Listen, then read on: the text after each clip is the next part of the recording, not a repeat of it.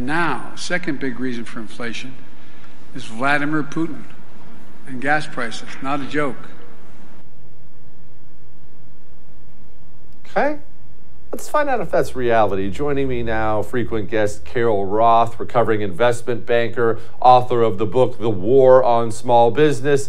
Carol, set gas prices aside for just a moment. We'll come back there. Inflation. I see a lot of, what's that word they love to use? Misinformation out there about inflation from the left and the right. Joe Biden says it's all Vladimir Putin's fault. People on the right understandably say it's all Joe Biden's fault. I have tried to be very vocal about why we have inflation, but Carol, you're the smart one, not me. Would you please explain to people why we have inflation right now? It's funny, Jesse. I had a friend of mine stumble into a video of us talking, and he said, I just saw one of your videos talking about inflation and gas prices from this week, and I went and looked at it, and it was from June of last year. So this is not a new phenomenon that just crept upon us, and obviously you have kept your viewers informed about this. It is sort of everybody in the administration's fault. This is the result of printing trillions and trillions of dollars by the Fed over the past several years. It's the fault of trillions and trillions of dollars in stimulus.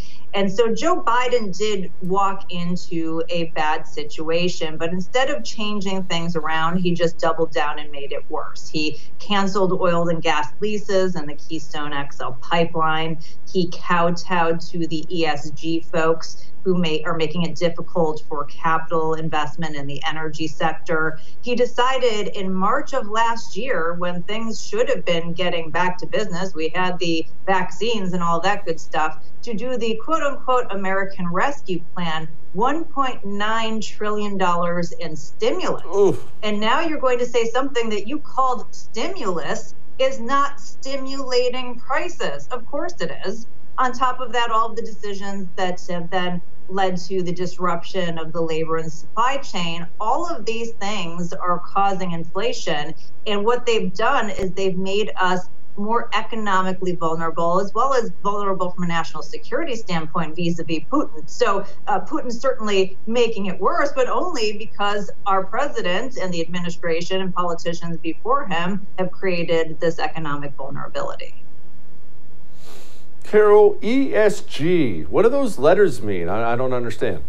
I mean, you might as well just call it like BS or terrorism. It can mean all different kinds of things, but it stands for environmental, social, and governance actions. And so basically this started with the global elites who decided that companies shouldn't just pursue what's best for profits and their customers. They have to have a higher purpose, which means whatever purpose they want to push at the elite level. And those are basically trickling down and making it very difficult to invest in things like traditional energy sources because, that would be bad for the environment. Obviously, us producing in the U.S. cleanly is much better for the environment than shifting that production to Russia and to Saudi Arabia and other places. But, that doesn't fit the narrative of we need to be green. And so that has messed with the situation that we're in and is going to continue to mess with it. And it's interesting, I've been reading some headlines, not surprisingly,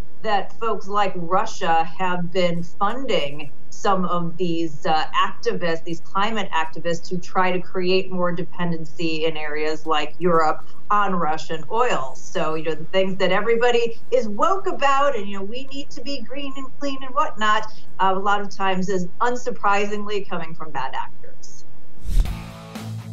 Hey, thanks so much for watching The First on YouTube. If you liked what you saw, go ahead and like and subscribe. You heard me. Like it, subscribe. You'll get a lot more of it and a lot more of me.